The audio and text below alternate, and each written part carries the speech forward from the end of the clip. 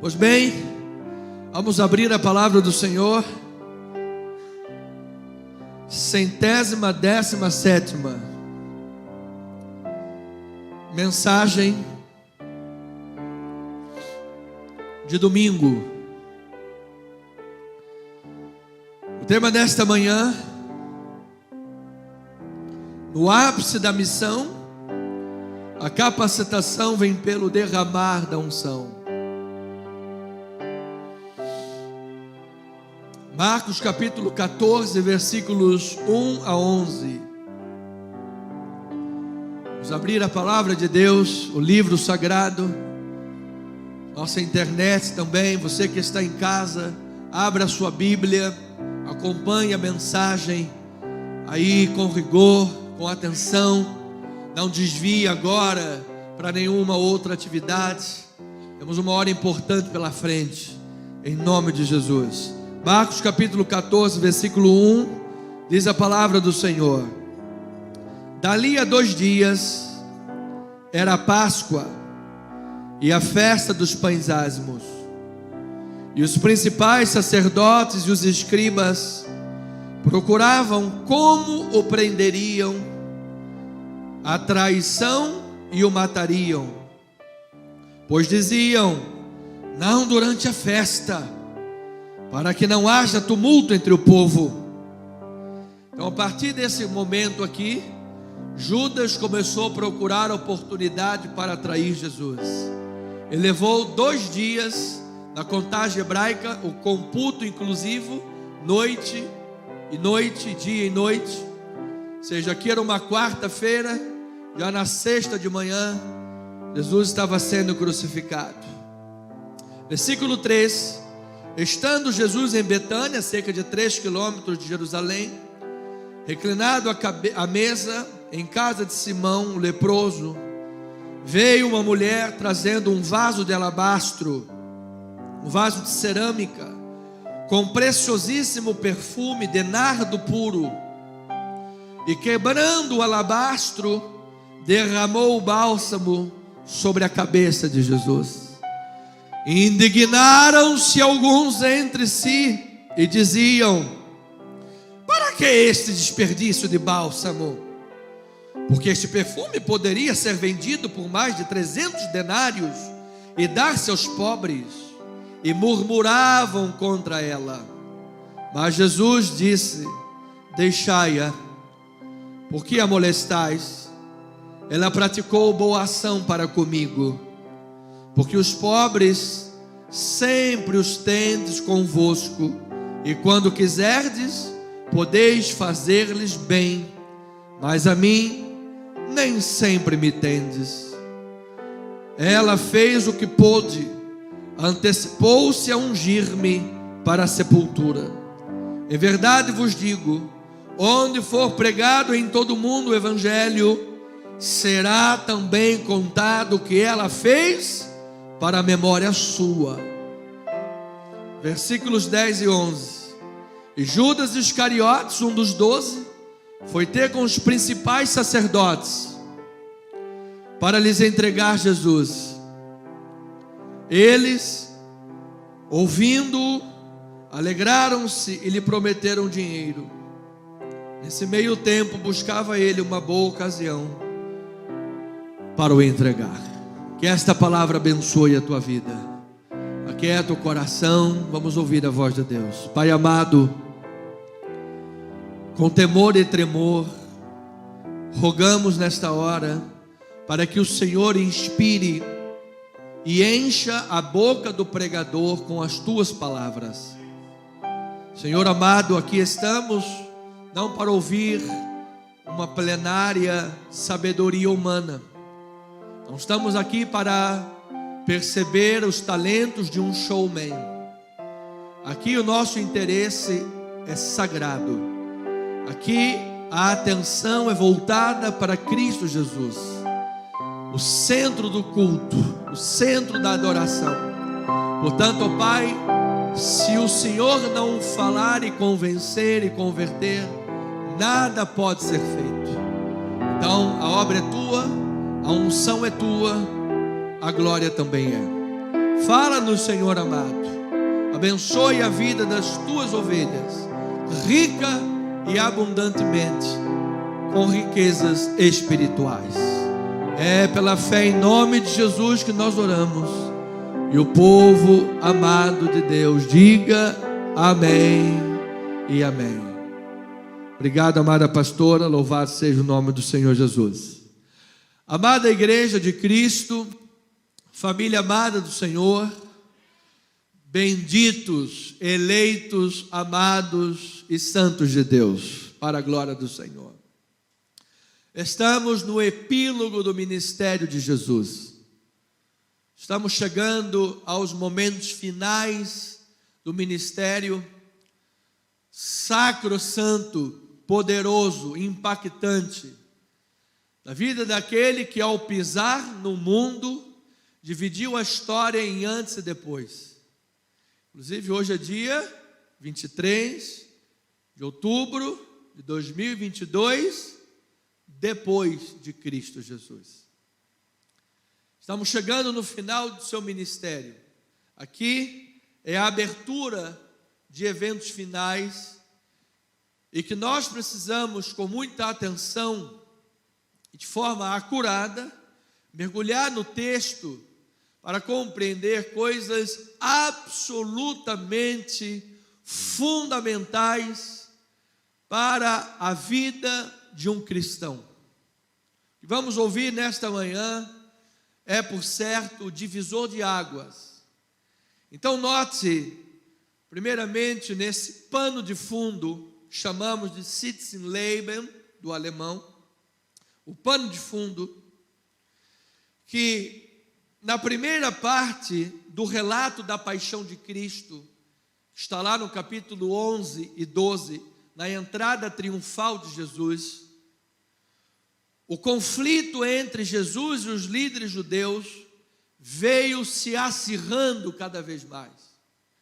Nós aprendemos que desde o início do livro de Marcos, Jesus trabalha com os discípulos, Jesus trabalha com as multidões e Jesus trabalha com a liderança judaica, cada vez mais crítica, cada vez mais voltada contra Jesus e o seu ministério.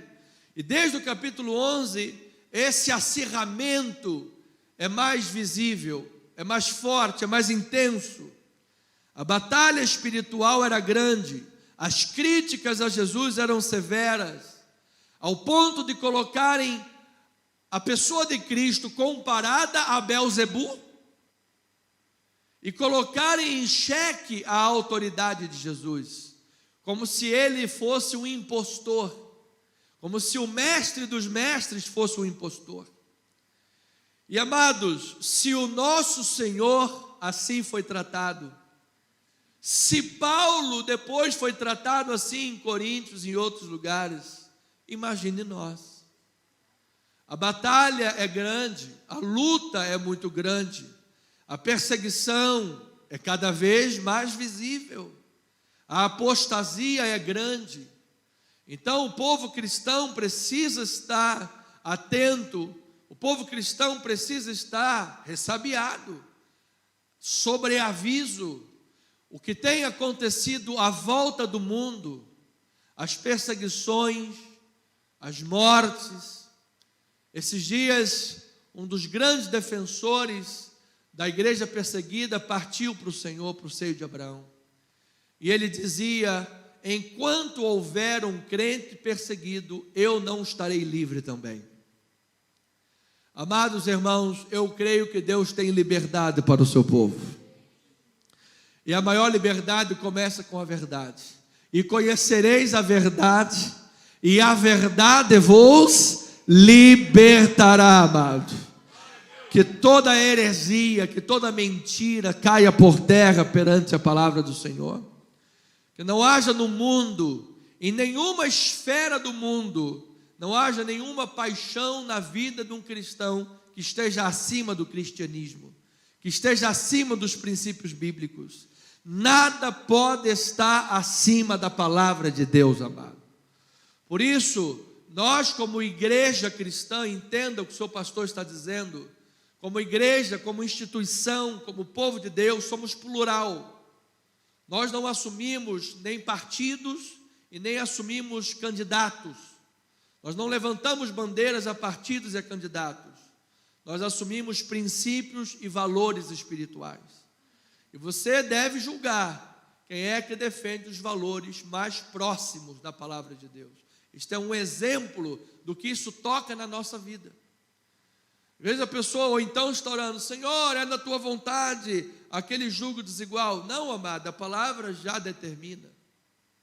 Então nós precisamos dar atenção ao texto sagrado. Precisamos voltar, porque, amado, cada dia mais a apostasia, a perseguição, a intensidade crítica contra o ministério, contra a obra de Deus, que não é uma luta contra nós, entenda. É a mesma perseguição contra Cristo. É Satanás que persegue Cristo, persegue a igreja. Mas como ele não pode vencer a Cristo, que já é um derrotado, ele persegue a obra do Senhor e a igreja de Jesus. Mas às tantas nós vamos entendendo, inclusive quando chegar o Apocalipse, que por mais que o anticristo ganhe em algum momento da história o seu momento ápice e vitória em que muitos cristãos serão martirizados, a vitória pertence ao povo de Deus, amado. A vitória já é nossa. Diga, eu recebo esta vitória pelo sangue do Cordeiro.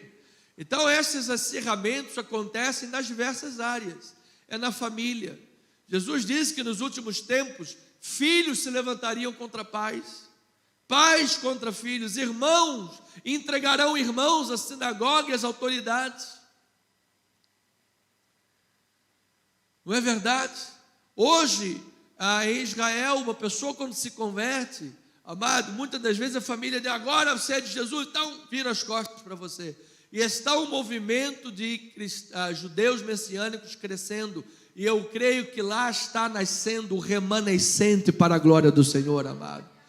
Deus está abençoando novamente aquela nação, amados. Estamos às portas, é de sobreaviso, o verão está chegando, Jesus está voltando, amada igreja. Depois do discurso, isso foi o capítulo 11 e 12, a entrada. No discurso do Monte das Oliveiras, capítulo 13, as implicações da rejeição dos líderes em seguir o plano de Deus e em não receberem Jesus foram apresentadas. Porque Jesus estava ali e os líderes falaram, não queremos, não aceitamos, não recebemos. Ok? Há uma implicação disso aí, há um resultado, há um fruto disso. E Jesus apresentou no capítulo 13 que o juízo vindouro era por vir, estava chegando, estava próximo. Quando ele passou na frente da figueira, que era símbolo da nação judaica por todos os profetas, o que é que Jesus disse? Nunca mais saia fruto de ti. Até que venha o juízo. E o juízo aconteceu, a nação foi destruída, Jerusalém foi destruída no ano 70, os romanos profanaram o templo destruído com estacas e imagens do imperador, adorando os homens dentro do templo sagrado. O templo foi profanado, a apostasia começou, e hoje, como aquela profecia também aponta para os tempos finais, o dia de grande tribulação sobre a humanidade está próximo. O dia de grande profanação vai acontecer. O juízo vindouro é chegado. E o que isso diz para o povo cristão? Nós em Cristo Jesus devemos sempre dar frutos para Deus, amados. Ou seja, se a figueira que não dá frutos é sinal do juízo divino, nós, como filhos de Deus, enxertados na oliveira, precisamos ser pessoas frutificantes para a glória de Deus. Ter uma vida de oração, ter uma vida fervorosa, amar o louvor a Deus, amar adorar ao Senhor, amar falar de Jesus. Está lá no supermercado, está falando de Jesus. Está lá na padaria, está falando de Jesus. Está no meio do futebol, às vezes ao invés de dar gol, grita glória a Deus, aleluia, louvado seja o Senhor. Não é verdade? Porque nós amamos o reino de Deus, amados. Amamos as coisas do Pai. Então, depois Jesus no capítulo 13 ainda descreve a destruição do templo de Jerusalém, que são dias de tribulação, E Jesus exorta quanto à vigilância. Ele disse: estai vós de sobreaviso, porque tudo vos tenho predito. Amado, há pessoas que dizem assim: quando eu estiver com as cãs brancas, quando eu estiver velhinho, aí eu sirvo a Deus. Mas, gente, a gente não sabe se vai acordar amanhã vivo. Não é verdade? A gente não sabe o dia de amanhã. Não há, e outra coisa, amado, não existe nenhum prazer maior do que ter Deus na sua vida, do que viver para a glória de Deus. Todo o resto é ilusório. Então essas verdades são extremamente importantes para os cristãos de hoje, porque muitos estão vivendo conforme os padrões do mundo. Muitos estão vivendo um cristianismo pragmático, secularista, vivendo nos padrões do mundo. Não tem nada a ver isso, não tem nada a ver aquilo, não tem problema, tu acha que Deus vai ver isso? Tu acha que Deus se importa como é que eu faço sexo? Você acha que Deus se importa que eu dê uma tragada? Ou tu acha que Deus se importa se eu bebo 1 litro de álcool e vou lá trocando as pernas para cá? Tu acha que Deus vê essas coisas? É? Onde é que ficou a palavra nisso tudo? Você acha que Deus se importa numa fofoquinha? Eu gosto de uma fofoquinha. A língua coça, eu faço lá um negócio. Pastor, o irmão não sabe. Realmente eu não sei. O meu prazer é em falar a verdade. O meu prazer amado, é assim que o povo cristão tem que agir. Diga amém por isso, amado. Nós somos a igreja. Nós somos o povo de Cristo. Nós somos santos e preciosos no Senhor. Romanos capítulo 12, versículo 1 e 2. Gente, eu estou sentindo falta do irmão Carlinho. Onde está o irmão Carlinho? Na hora da mensagem, nosso irmão baixista. Onde está ele? Foi no banheiro? Depois nós vamos perguntar a ele, falar com ele. Bom, vamos lá. Romanos 12, 1 e 2. Diz a palavra do Senhor. Vamos lá, irmão Eliardo, passa lá no nosso telão. Tem aí? Eu estou com a Bíblia aberta. Rogo-vos, pois, irmãos, pelas misericórdias de Deus, que apresenteis o vosso corpo por sacrifício vivo, santo e agradável a Deus, que é o vosso culto racional.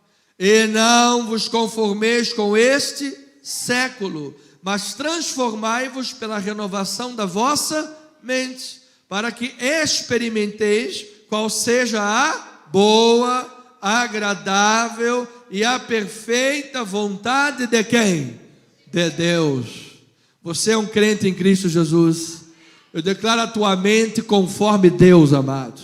A tua mente conforme a palavra de Deus. A tua mente renovada em Cristo Jesus. Olha aí, eu declaro um Filipenses 4:6 na tua vida agora. Tudo que é verdadeiro, tudo que é respeitável, tudo que é justo, tudo que é amável, tudo que é de boa fama, onde há louvor, onde há virtude, ocupe a tua mente nesta hora e você seja livre da ansiedade, amado. Que a paz de Deus tome conta do teu coração. Isto é cristianismo. Pastor, mas o mundo está em problemas. Pastor, mas o mundo está em ruínas. Mas Deus continua no trono. Deus continua no controle, amada igreja. 1 Coríntios capítulo 15, versículo 54. Olha aí o que é a vida espiritual. O que é, amado, viver conforme Deus e não os padrões do mundo. Ele diz assim: e quando o corpo corruptível se revestir de incorruptibilidade, e o que é mortal se revestir de imortalidade, então se cumprirá a palavra que está escrita: tragada foi a morte pela vitória. Ou seja, a palavra de Deus sempre se cumpre, amados. Fica com a palavra. O aguilhão da morte é o pecado, e a força do pecado é a lei. Seja, religião sem revelação. Graças a Deus que nos dá a vitória por intermédio de quem? Nosso Senhor Jesus Cristo. Portanto, olha aí agora, amado, concluindo esse pensamento. Portanto, meus amados irmãos, sede firmes, inabaláveis e sempre abundantes na obra do Senhor, sabendo que no Senhor o vosso trabalho não é em vão. Ou seja, amado, quem vive os princípios cristãos não vive uma vida infrutífera para Deus. Quem vive o princípio bíblico em Cristo Jesus, o juízo da figueira não é para a tua vida, amado. Você é crente, pelo contrário. Você está lá na oliveira enxertado, e Jesus disse: aquele que permanece em mim e eu nele, esse dá o quê? Muito fruto, porque sem mim nada podeis fazer. O problema é quando eu tento fazer as coisas a minha maneira e esqueço que Deus deixou uma palavra. Esqueço que Deus deixou um livro, uma revelação. Quando eu digo: Deus, parece que eu não ouço mais a tua voz, parece que o Senhor não fala nada comigo, parece que... Gente, será que você realmente já esgotou o Novo, pelo menos o Novo Testamento? Será que se nós fizermos uma sabatina aqui de 3 ou 4 versículos para você explicar o que é que diz realmente o texto bíblico, será que você vai passar, vai ser aprovado? Ou seja, porque às vezes nós reclamamos quando Senhor, e o texto está aqui, para nós fazermos a leitura, para nós fazermos a busca, o entendimento do texto, para aprender, porque esta palavra é a voz de Deus para nós, amados. E é isso que vai fazer a vida frutificar para a glória do Senhor. Então agora, quando chegamos na quarta-feira, ou seja, 2 dias em antecipação às festas, capítulo 14, Jesus é ungido para a sua incumbência messiânica. Amada ovelhinha, toda obra que for desenvolvida em Cristo Jesus precisa da unção de Deus. Você lembra quando os discípulos foram expulsar o demônio e o demônio não saiu, e depois eles foram lá: Jesus, por que o demônio não saiu? Ele estava lá expulsando o demônio não saiu. Jesus falou: porque vocês nem oram e nem jejuam, acham que podem fazer a obra na força do vosso braço, acham que a obra é pragmática, secularista e cheia de misturas com o que o mundo prega, o amor Nutella do mundo. Aí o demônio riu da tua cara e não saiu, e deram sorte ainda, porque lá em Atos o demônio partiu para cima do cara e arrebentou com ele. Foi? O demônio virou-se e falou: olha, eu sei quem é Jesus e sei quem é Paulo, e vocês são quem? Vocês estão aqui em nome de quem? Não, a gente está aqui em nome da, sei lá de quê, da nossa ideologia. É? Então desce-lhe porrete. E apanharam mesmo. Então, amado, eu vou lhe dizer, a vida espiritual só pode ser feita em Deus. Nós não podemos libertar ninguém na força da oratória do pastor. Não, porque a oratória do pastor é maravilhosa. Ele fala inconstitucionalissimamente, sem tropeçar. Ele fala que o arcebispo de Constantinopla precisa ser desarcebispo constantinopolizado. E quem bem desarcebispo constantinopolizar o arcebispo de Constantinopla, bom desarcebispo constantinopolizador será. Aleluia, glória a Deus por isso. A oratória do pastor não converte almas. Só quem converte almas é o poder e a unção do Espírito de Deus na vida, amado. É Ele a glória. É o Senhor. É Ele que pode operar. Então esta foi a unção de Jesus para a sua incumbência. Amado, eu penso aqui nesta hora, antes de dar prosseguimento, sem também me estender muito, eu penso agora nos crentes martirizados. Você sabe que teve um homem que foi martirizado e culparam-no porque ele escrevia muito as palavras de Deus. E na Idade Média falaram: tudo que você escreveu é heresia. E não era heresia, era a reforma protestante. E agora, porque você é um pecador, você vai ser jogado na fogueira. Ele: tá bom, você jogado na fogueira, faz uma coisa, já que a minha mão é pecadora, queima primeiro a minha mão. Queima primeiro a minha mão e depois me joga no fogo. Gente, se não for a unção de Deus a fazer com que um homem tenha essa força, ele sozinho não consegue. Quando Inácio estava sendo indo de caminho para ser comido pelos leões, alguns dos seus seguidores pararam lá, não, vamos libertar ele. Ele disse, peraí, não vamos fazer nada, isto aqui é obra de Deus, é plano de Deus. Eu serei o trigo de Deus moído pelas bestas feras. E hoje o Evangelho está correndo no mundo inteiro, amados. E nós estamos dando glória a Deus por estas vidas que entregaram o sangue para que o Evangelho corresse.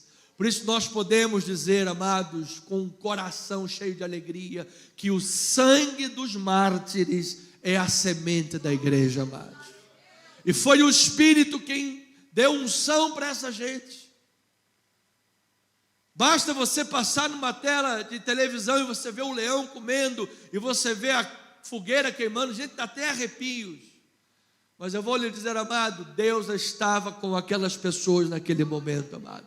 E diz que Estevão estava sendo apedrejado, e sendo apedrejado, aquele homem rogou por todos que estavam lá, e aquele homem disse, Senhor, piedade desta gente, e quando ele olhou para o céu, ele viu Deus para recebê-lo para a glória do seu nome, amado. Louvado seja o Senhor.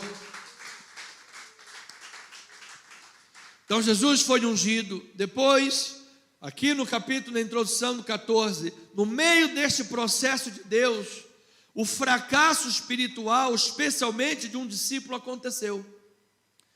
E isso nos mostra que o fracasso, a indolência, a avareza e outras coisas mais, é algo extremamente grave. Deus está falando, Deus está sendo revelado, a palavra está sendo pregada, o Evangelho está sendo anunciado, e a pessoa não está nem aí para Deus, nem para a obra, nem para as coisas do Senhor, do reino de Deus. Lamentavelmente. Então isto é um fracasso espiritual, isto é algo muito sério. E então nos é dado pelo texto bíblico entendimento de como o amor sacrificial é o âmago do verdadeiro discipulado, amado. Você é um discípulo de Jesus, diga amém por isso, amado. O amor sacrificial faz parte da nossa vida. Amado, nós precisamos amar e abençoar os necessitados, os pobres, os fracos, os débeis, as pessoas menos favorecidas, pequeninas. Eu vou lhe dizer, amado, enquanto você estiver abençoando e fazendo a obra do Senhor, Deus estará abençoando e fortalecendo a tua vida, amado. Enquanto você estiver no hospital visitando um doente, Deus estará visitando com você. Quando você for num presídio visitar alguém arrependido, Deus estará lá com você. Quando você estiver numa Cracolândia ou em algum lugar de um desfavorecido e pregando a palavra de Deus, Deus entrará com você nesses lugares, amado. Porque Deus se agrada, este é o amor sacrificial, porque quando Deus olhou para a terra, Ele viu um bando de gente que não tinha capacidade nenhuma para nada. Diz que Deus amou o mundo de tal maneira que deu o seu Filho, para que todo o que nele crê não pereça, mas tenha a vida eterna. E às vezes nós temos mania de complexo, de endeusamento, de eu sou melhor, e eu sou bonito, e eu sou bonito mesmo, mas isso é outra história. Eu sou gostosão, eu sou não sei o que. É porque a pessoa às vezes tem um carro mais bonito, tem uma moto G310 da BMW, aquela moto daquele cavaleiro lá, como é que é o nome dele? Capitão América. Tem a moto do Capitão América, aí ele já se sente, o cara todo poderoso, aleluia, glória a Deus. Amado, depois que morre, 21 dias depois já está tudo. Se não deixar um legado espiritual, se não deixar uma obra em Deus, não valeu nada.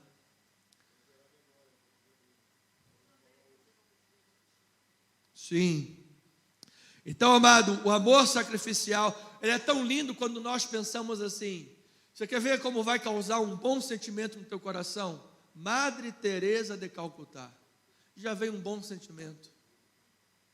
Você já pensa numa coisa boa, em alguém que serviu, em alguém que fez, levou o amor, em alguém que prestou um bom serviço. Amado, que nós tenhamos mais Madres Teresas aqui em nosso meio. Já temos a irmã Terezinha ali, ó. Louvado seja o Senhor.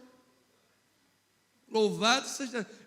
Essa igreja, irmã, tem Madre Teresa, tem São Jorge, tem. Oh, glórias. Então, amado, agora onde nós estivermos andando, estará a bênção de Deus conosco, amado.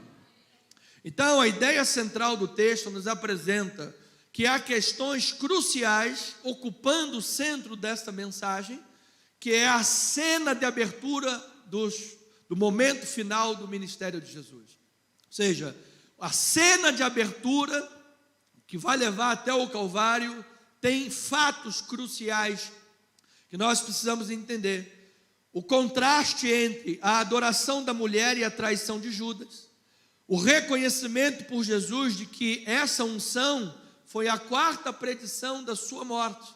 Jesus predisse com a sua própria boca 3 vezes: é necessário que o Filho do Homem seja entregue e ressuscite. 3, essa aqui foi a quarta, através de uma mulher. O primeiro de alguns dos outros, tantos 5 ou 6 fracassos dos discípulos ou do discipulado que ocorrerão ao longo desse momento final. Você veja, no momento ápice do ministério de Jesus, discípulos fracassam diversas vezes, e esse foi o primeiro fracasso deles. Olha a seriedade que nós precisamos ter, amados. Às vezes a coisa está quente, a panela de pressão está quente, está no ápice de tudo e a pessoa não está nem entendendo. Estou nem aí, tará, sabe? Porque também muitas vezes os pastores não pregam uma mensagem de alerta para avisar as pessoas. E aqui o discípulo alcança para a memória sua superação e vitória na missão através do amor sacrificial. Então, no momento ápice da missão de Jesus, ele foi ungido para a sua incumbência messiânica. Marcos capítulo 14, versículos 8 e 9. Ela fez o que pôde, antecipou-se a ungir-me para a sepultura. Em verdade vos digo que onde for pregado em todo o mundo o evangelho, será também contado o que ela fez para a memória sua. Então, amados, na verdade, Jesus foi ungido 2 vezes. Ocorrem 2 unções sobre Jesus. Primeiro, foi a unção pelo Espírito Santo no batismo. Quando Jesus foi batizado, diz que o Espírito desceu em forma corpórea. Ali foi o batismo de Jesus no Espírito Santo. E a outra, pela mulher, quando derramou o nardo puro sobre a cabeça de Jesus. Então, pelo Espírito, Jesus foi ungido como Messias divino para o ministério terreno. Depois que Jesus foi batizado lá em João capítulo 1, em Marcos 1 e sempre no início do Evangelho, ele saiu do batismo, entrou no deserto, foi tentado por Satanás, e o que é que ele fez? Venceu. E quando saiu do deserto, o que é que Jesus foi fazendo? Expulsando o demônio, curando enfermos, abrindo a vista aos cegos, libertando os oprimidos de Satanás, realizando grande obra. Foi a unção do Espírito Santo na vida dele. É a unção do Espírito Santo sobre a igreja de Deus. E aqui agora Jesus é ungido para a sua morte, pela mulher, na unção pela mulher, ungido para a sua morte como Messias sofredor, Cordeiro Pascal, Agnus Dei, o Cordeiro Pascal que tira o pecado do mundo. Então a morte sacrificial de Jesus é o momento central da história de salvação, é o ápice do plano salvífico de Deus. Amado, só Cristo poderia realizar esta obra. Só Cristo, o seu sacrifício, poderia possibilitar a salvação. Por isso Jesus era 100% homem e 100% Deus. Se Jesus não fosse Deus, divino, 100% Deus, a sua morte não valeria nada. Não valeria nada. Se ele fosse apenas homem, a morte dele nem para ele mesmo serviria. E se ele fosse apenas divino e também não fosse humano, o seu sofrimento não seria real. Ele é apenas Deus. Ele não está sofrendo de verdade. Aquilo ali é um teatro. Então é o mistério da piedade que nós só vamos nem na glória poder entender de forma perfeita, porque Deus é acima de todos os entendimentos. Nós entendemos até onde é necessário e até onde Ele quer para que nós tenhamos vida eterna com Ele. Louvado seja o Senhor. Então Ele fez o sacrifício e o ato de ungir para o sepultamento indicou a honra devida a Ele pelo sacrifício salvífico que Ele cometeria. João capítulo 1, 29, depois 32 a 34. Diz a palavra: no dia seguinte, viu João a Jesus que vinha para ele e disse: eis o Cordeiro de Deus que tira o pecado do mundo. Olha, glória a Deus por isso, amado. Versículo 32, e João testemunhou dizendo: vi o Espírito descer do céu como pomba e pousar sobre ele. Eu não o conhecia. Aquele, porém, que me enviou a batizar com água, me disse: aquele sobre quem vires descer, pousar o Espírito, esse é o que batiza com o Espírito Santo. Diga glória a Deus, amado. Pois eu de fato vi e tenho testificado que Ele é o quê? O Filho de Deus. Rios Theos. Ele te batizou pelo Espírito Santo, amado.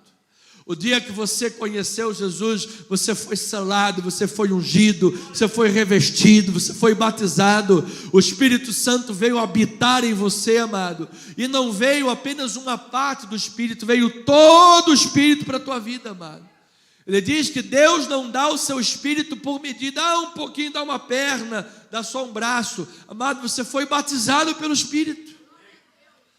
Deus está na sua vida, eu recebo esta palavra para a glória do Senhor.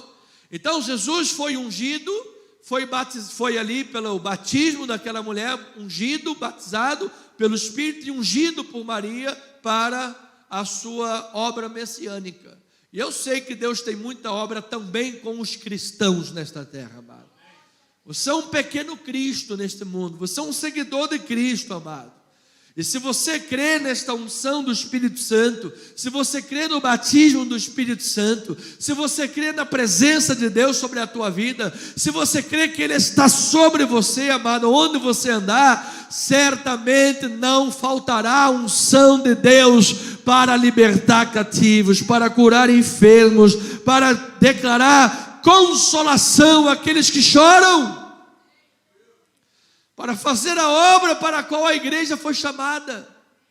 Nós fazemos a missão de Deus nessa terra, amado. Nós não temos uma missão à parte, essa é a nossa missão à parte. Não, a nossa missão é a missão de Deus. É a missão que Ele nos confiou. Então, no momento ápice da missão de Jesus, em segundo lugar, o fracasso espiritual do discípulo se revela como algo extremamente sério. Veja, no momento que Jesus, primeiramente, estava sendo ungido para uma grande obra messiânica, a maior, nesse momento, nesse processo, um discípulo fracassa espiritualmente. João capítulo 12, vamos ver isso em João, porque João, eu tenho a sensação que ele explica melhor. Por isso há 4 evangelhos, é como 4 alpinistas subindo a mesma montanha, só que cada um em lados diferentes. E aí João vem explicar melhor o que está acontecendo. 6 dias antes da Páscoa, foi Jesus para Betânia, onde estava Lázaro, a quem ele ressuscitara dentre os mortos. Deram-lhe, pois, ali uma ceia. Marta servia, sendo Lázaro um dos que estavam com ele à mesa. Então Maria, tomando uma libra de bálsamo de nardo puro, muito precioso, ungiu os pés de Jesus e os enxugou. Um falou sobre a cabeça, outro falou sobre o pé. E os enxugou com os cabelos. Encheu-se toda a casa com o perfume do bálsamo. Mas, olha agora o versículo 4, amado. Olha o fracasso. Mas, fala assim: Deus me livre, pastor. Está repreendido. Mas Judas Iscariotes, um dos seus discípulos, o que estava para traí-lo, disse: por que não se vendeu este perfume por 300 denários e não se deu aos pobres? Parece bonitinho, né, a preocupação dele, né? Só parece. Isso disse ele, não porque tivesse cuidado dos pobres, mas porque era ladrão. Será que eu ainda posso falar que ladrão é ladrão? Ele era ladrão. E tendo a bolsa, tirava o que nela se lançava. Então, amado, diz que Judas era ladrão. Quando lançava lá as ofertas na bolsa dos apóstolos, na salvinha que a gente passa, aí ele ia lá e ia. Ninguém está vendo, ninguém, né? Dava uma roubada, era ladrão. Amado, isso aqui é extremamente sério, pois a ganância pode levar o indivíduo, como levou Judas, a trair Jesus. A ganância pode levar o indivíduo a abandonar a missão e a trazer sobre si consequências devastadoras. Amado, Judas traiu, está traído, abandonou a missão, entregou o mestre. Eles queriam pegar Jesus longe da multidão e à noite, para que não houvesse uma rebelião. E só quem poderia saber onde Jesus estaria, longe da multidão e à noite, era quem? Um dos discípulos. Alguém que estivesse próximo dele, alguém que conhecia os caminhos dele, alguém que estava lá inserido no contexto. Amados, que Deus nos livre a nós. E sabe, nós vemos na história às vezes muitos pregadores se perdendo. O pregador está lá indo muito bem, daqui a pouco começa a dizer, eu sou o Espírito Santo. A outro começa lá, está indo muito bem, daqui a pouco ele diz, não, eu sou uma revelação, que eu sou Cristo humano. Vamos fazer todas a tatuagem do 666 aqui no braço. Então, é tanto do altar até a porta da igreja, amados, ou até lá fora, onde estiverem me ouvindo, todos nós precisamos vigiar e orar, amados, porque a linha é muito tênue. Judas estava lá, e de repente Lucas, por isso que é bom os evangelhos, a visão dos evangelhos diz, Lucas é o único que diz que Satanás entrou em Judas. Pensamento de Satanás entrou em Judas. Ou seja, amado, Judas na verdade estava lá experimentando, mas nunca foi um convertido, amado. E nós precisamos nos perguntar, será que eu sou um convertido de verdade? Então você precisa responder para si. Você crê em Jesus como o teu único, suficiente Salvador? Se você crê em Jesus como o seu único e suficiente Salvador, e você confessa isso, glória a Deus. Agora, se você crê e confessa de fato, vamos avaliar, você precisa avaliar. Não sou eu a julgar se você é crente ou não, você precisa avaliar. Você tem vergonha de falar de Jesus? Você tem vergonha, às vezes numa roda de amigos, numa roda de uma festa, está todo mundo lá, bebendo cerveja, todo mundo lá no pagodinho, toda vez que eu chego em casa, é o banho de espuma, é a dança do cachorrão. E você tem medo de falar de Jesus, tem vergonha de falar de Jesus aqui, o que as pessoas vão pensar a meu respeito? Mas eu não posso nem falar, fala de Jesus mesmo, amado. Se eu aparecesse um dia no inferno, o diabo ia me expulsar de lá, mano. Eu ia botar um púlpito dentro do inferno e ia começar a pregar lá dentro. Vou dizer, você não pode jamais ter vergonha daquele que morreu por você, amado. Aquele que deu a vida por você, amado. Por que eu pergunto sobre vergonha? Porque Jesus disse, aquele que se vergonhar de mim diante dos homens, aquele que me negar diante dos homens, eu negarei diante do Pai. Deus nos livre, amado. Você crê em Jesus? Então você não é como a figueira sem frutos, você vai dar frutos para Deus. Então o verdadeiro povo de Deus é caracterizado pela preocupação com os pobres, de fato. Que aqui Judas, fracassado, além de estar repreendendo Jesus, e diz lá Marcos que foram alguns discípulos, ou seja, houve uma discussão generalizada, mas Judas encabeçou o negócio e tomou a palavra. Judas encabeçou e tomou a palavra. E depois Jesus falou, não, os pobres, se você quiser, vá lá e faz o bem, claro. Ou seja, o povo de Deus é de fato caracterizado verdadeiramente, sinceramente, pela preocupação com os pobres, por aliviar a aflição neste mundo de injustiça e sofrimento. Amado, eu vou dizer uma coisa em protesto: igreja não se fecha nem em tempo de guerra. Não pode nenhum ministrozinho qualquer e nem ninguém dar canetada para fechar a igreja, nem em tempo de guerra, porque a igreja, na maioria das vezes, é a última esperança de uma vida, de uma alma. Quando já bateu em todas as portas, está desesperada, está cheia do capeta na mente, é na igreja que essa pessoa vai.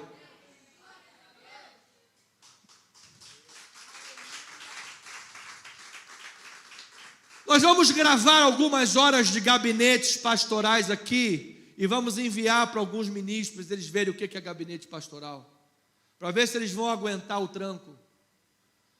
Estão achando que brincar nesse mundo é fácil? Eu quero ver mexer nas coisas espirituais. Elencos de filmes de pessoas endemoniadas morreram todas. Faça uma breve pesquisa. Filmes de terror de gente endemoniada, Emily House e outras lá. Veja lá o que é mexer em coisas espirituais sem ter Deus na sua vida. As pessoas não sabem o que é vida espiritual. Igreja não é um prédiozinho, não. É um prédiozinho. Isso aqui é lugar onde Deus se manifesta para a vida das pessoas. Almas são tiradas do inferno. É a pregação da palavra. É o evangelho. Libertações. Então, amada igreja, a pobreza, em última instância, é resultado do pecado que entrou no mundo através de Adão. Porque Adão no jardim tinha toda a prosperidade, tinha a presença de Deus. Mas quando ele desobedeceu e comeu do fruto, entrou a morte, e com a morte o pecado, entrou a pobreza, a doença, a morte e tudo mais quanto existe.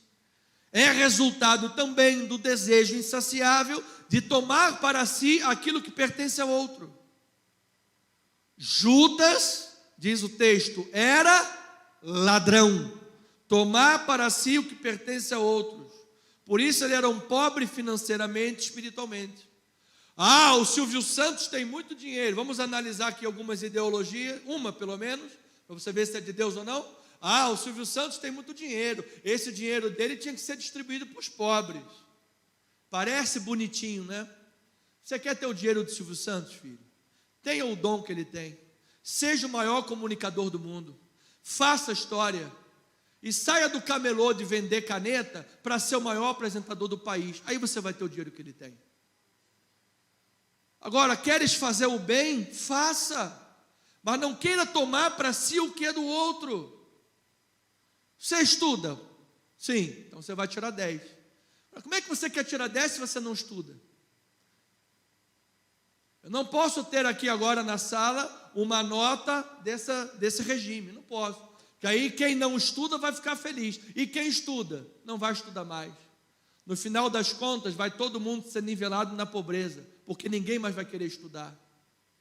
Isso se chama mérito. Deus deu 5, 2 e 1 talentos.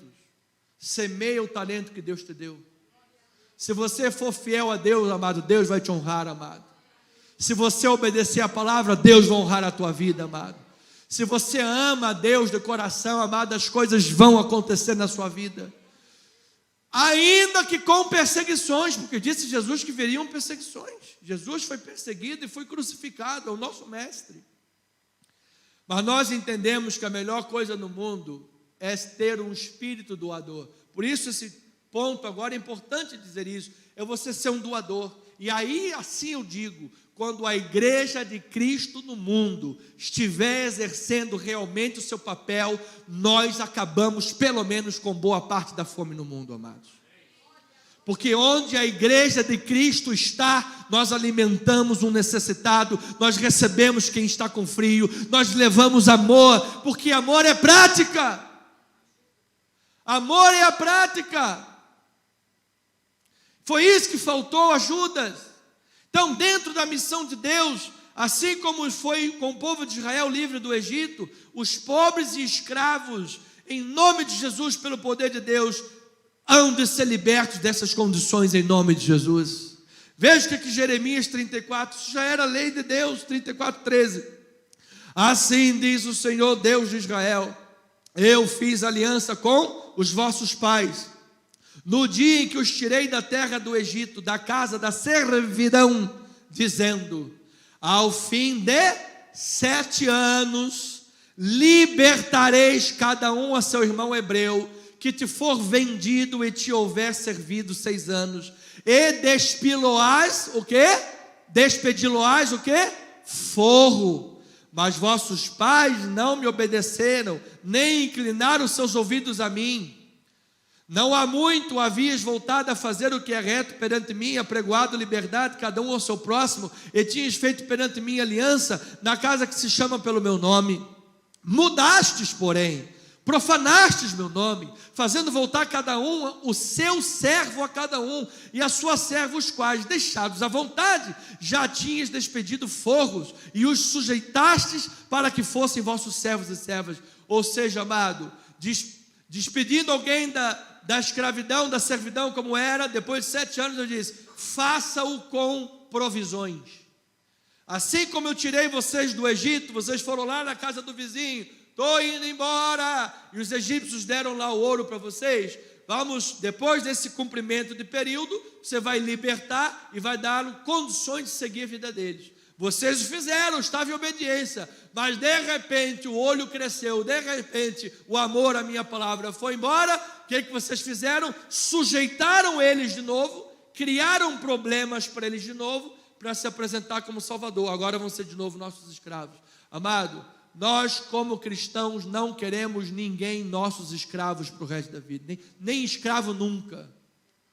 Nós não queremos um povo escravo, servil, que só receba o peixe e não aprenda a pescar. Nós queremos um povo livre, um povo próspero, um povo poderoso e mais do que vencedor neste mundo.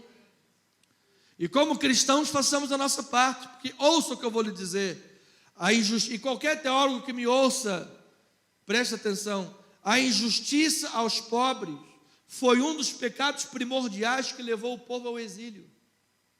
Estuda o livro de Amós para você ver. Estuda o livro de Amós para você ver. A injustiça social e aos pobres foi um dos motivos que levou ao exílio. Portanto, o nosso ministério cristão é também voltado aos pobres. Esse é um dos aspectos da vida justa. Nós não podemos ficar sempre virando a cabeça para alguém que pede um pãozinho com manteiga para comer. Amados, precisamos ter amor no coração, amados. Precisamos ter amor. Pede ao que te dá, dá ao que te pede ajuda. Eu declaro que Deus vai te superabundar tremendamente na sua vida, amado irmão. Lembra que Tiago define a verdadeira religião e pura como o quê? Fazer o bem aos órfãos e às viúvas, nas suas dificuldades, nas suas necessidades. Os profetas definiram esse aspecto da vontade de Deus na missão. Você note que isso está ali dentro daquela missão. Porque na missão de Jesus de ir para a cruz e ser ungido em Betânia, um dos ladrões se valeu de algo que é de fato missão de Deus, que é abençoar os pobres, para denegrir a obra do Senhor, para denegrir a atitude daquela mulher. E nós precisamos botar cada macaco no seu galho e dizer o que é o que, e vamos honrar sim, vamos fazer a obra do Senhor, também para com os pobres. Veja o que Isaías 58 diz, versículo 6. Porventura não é este o jejum que escolhi? Ou seja, o que adianta você fazer um jejum alimentício ou de alguma outra questão, se você é ímpio, se você não tem misericórdia? Aqui Isaías está fazendo a comparação com o jejum. Lá no Novo Testamento, Jesus faz a comparação com o dízimo. Vocês deveriam ser dizimistas, mas também deveriam de observar a misericórdia, e vocês não fazem.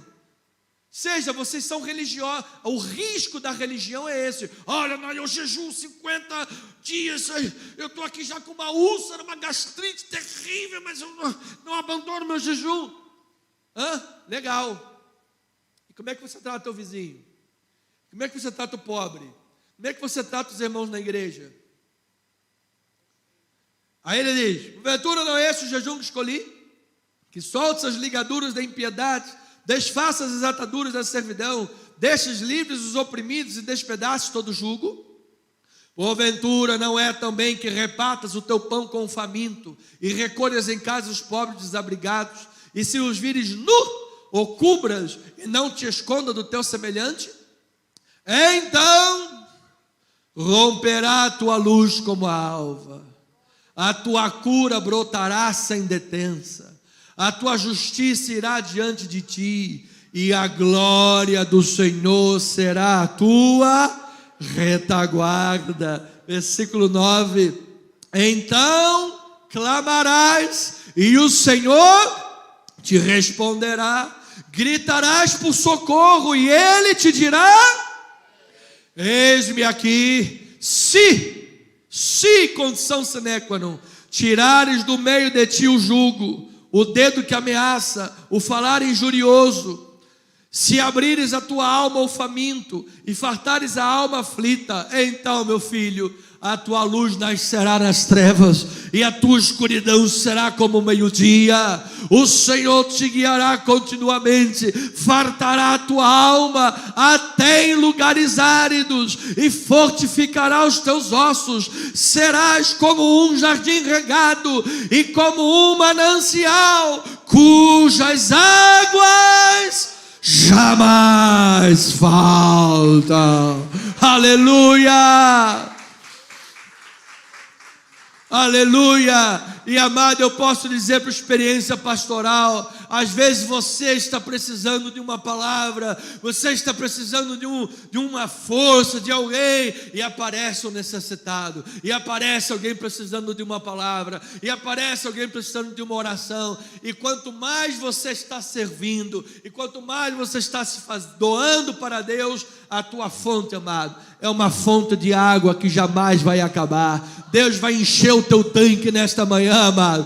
Deus vai encher aí o tanque de água na tua vida, amado. Você destilará a unção de Deus por onde você andar. Onde você abrir a boca, a unção de Deus estará nos teus lábios. Eu recebo esta palavra. Chegando nos minutos finais, no momento ápice da missão de Jesus, se torna então claro que o amor sacrificial é o âmago do verdadeiro discipulado. Versículos 3 a 6 do texto básico, ele diz assim: estando ele em Betânia, reclinado à mesa, em casa de Simão leproso, veio uma mulher trazendo um vaso de alabastro com preciosíssimo perfume de nardo puro, e quebrando o alabastro, derramou o bálsamo sobre a cabeça de Jesus. Indignaram-se alguns entre si, ladrões, e diziam: para que esse desperdício? Se tivesse mais dinheiro na salva, eu poderia dar uma roubada um pouco maior. Versículo 5: porque este perfume poderia ser vendido por mais 300 denários. Um denário era um dia de trabalho, ou seja, aqui havia um ano de trabalho, alguns milhares de dólares. E murmuravam contra ela. Mas Jesus disse: deixai-a, porque a molestais, ela praticou boa ação para comigo. Então, amados, quando a mulher entregou, e aqui alguns estudiosos concordam com isso, quando a mulher entregou a Jesus a sua herança de família, porque de onde mais ela tiraria tanto dinheiro, era um sinal de devoção, e isso tornou-se exemplo do verdadeiro discipulado. O gesto de amor praticado por esta mulher retrata, portanto, o louvor e a adoração que todo cristão deveria dedicar a Jesus por aquilo que Ele fez por nós. O amor é fundamental em todos os aspectos da caminhada com Deus, inclusive na evangelização. Amado, qualquer coisa que se faça tem que estar mergulhado no amor. Não adianta orar, não adianta vir à igreja, não adianta dizimar, ofertar, se você não faz com o amor. O amor está acima de tudo. Não faça nem por sentimento religioso. Paulo disse que às vezes a pessoa poderia até entregar o corpo para ser queimado, se não tiver amor. Eu tenho dificuldade de imaginar alguém que entrega o corpo para ser queimado sem amor, mas é possível, às vezes por outras razões. Então olha lá, João 13:34 diz a palavra: novo mandamento vos dou, que vos ameis uns aos outros, assim como eu vos amei, que também vos ameis uns aos outros. Nisto conhecerão todos que sois quem? meus discípulos, se tiverdes amor uns com os outros. Então, ovelhinha amada, no momento ápice da missão de Jesus, número 1, ele foi ungido para a sua incumbência messiânica. Ou seja, você não pode fazer a obra de Deus sem a unção de Deus. Você não pode fazer a obra de Deus sem o fruto do Espírito. Você não pode ver as obras de Deus na sua vida com as armas da milícia carnal, pois as nossas armas são espirituais. E é exatamente por isso que o Espírito Santo distribui os seus dons pelo corpo de Cristo. Um tem o dom de língua, outro interpreta, um tem o dom de orar, outro tem o dom de cantar, outro tem o dom de pregar. Quem prega é um, quem ora é outro, quem canta é outro. Eu não posso fazer um canto solo aqui na igreja. Não, os irmãos nunca mais voltariam para a igreja. Deus ainda vai levantar um cantor profissional. Eu e o Júnior somos amigos do canto. É verdade, nós amamos o canto e louvamos a igreja junta. Mas cada um tem o seu dom, amado. E Deus vai te usar dentro do dom que Ele tem para a tua vida. Receba essa palavra. Número 2, o fracasso espiritual do discípulo se revela como algo extremamente sério. Judas, por ganância e avareza, colocou as coisas materiais acima das espirituais e fracassou na sua vida com Deus. Eu vou lhe indicar uma coisa: dai a Deus o que é de Deus. Nós estamos dando os nossos dons e talentos, os nossos músicos, nossos cantores, nosso beck, pastores, nossos irmãos, e cada um dos senhores estão dando os seus talentos para Deus, e Deus vai honrar a tua vida por isso. Deus já está honrando nesta hora, receba na tua vida, amado. E terceiro e último lugar, por isso diz a palavra: se buscares o reino em primeiro lugar, todas estas coisas vos serão acrescentadas. Se torna claro, portanto, que o amor sacrificial é o âmago do verdadeiro discipulado. Amado, sem amor, nada valeria, nada valeria. Por amor, Deus entregou o seu Filho. É por amor que você está aqui nesta manhã, mano. É por amor que quando você fechar o olhinho e pela fé que Ele colocou no coração, você vai abrir os olhinhos lá em cima e vai dizer: oh, meu Pai, venha viver a vida eterna. É por amor, amado. Nós precisamos de mais amor nesse mundo. Mais amor. Então, vivendo e se movendo neste amor, o mundo verá Cristo em nós. Isto tudo estava ali, no texto que nós lemos. E nós precisávamos trazer isto para o coração. E eu termino com Romanos 8:31, que diz a palavra: que diremos, pois, à vista destas coisas? Se Deus é por nós, quem será contra nós? Olha aí o maior amor de todos: aquele que não poupou o seu próprio filho, antes por todos nós o entregou, porventura não nos dará graciosamente com ele todas as coisas? Amado, recebe aí uma cura nesta manhã, amado. Recebe aí a tua alma cheia de fartura e abundância de alegria, amado. Talvez você esteja como Jesus no Getsemane, na prensa da oliveira. Talvez a tua vida esteja sendo apertada,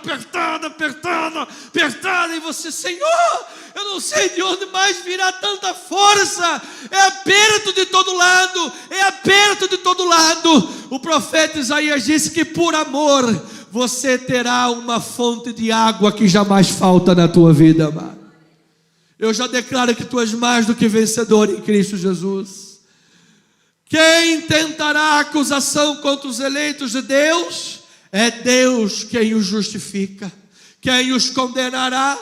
É Cristo Jesus, quem morreu, quem antes ressuscitou, o qual está à direita de Deus e também intercede por nós. Hoje, Jesus intercede por nós, amado. Nós estamos na listinha de oração dele, amado. Quem nos separará do amor de Cristo? Será a tribulação, a angústia, será a perseguição, será a nudez, a fome, o perigo, ou a espada? Como está escrito: por amor de ti somos entregues à morte o dia todo. Fomos considerados como ovelhas para o matadouro. Em todas estas coisas, porém, somos mais que vencedores por meio daquele que nos amou, Senhor Deus. Porque eu estou bem certo, vamos ler junto 38 e 39. Porque eu estou bem certo de que nem a morte, nem a vida, nem os anjos, nem os principados, nem as coisas do presente, nem do porvir, nem os poderes, nem a altura, nem a profundidade, nem qualquer outra criatura poderá separar-nos do amor de Deus que está em Cristo Jesus, o nosso Senhor. Aleluia! Por isso, Jesus foi ungido para a sua sepultura. Ele foi certo, ele foi seguro e ele ressuscitou. E esse amor e unção chegou às nossas vidas. E de um jeito ou de outro, quer pela vida, quer pela morte, nós já somos mais que vencedores, porque nada pode nos separar do amor de Deus em Cristo Jesus. Que assim seja, assim diz o Senhor.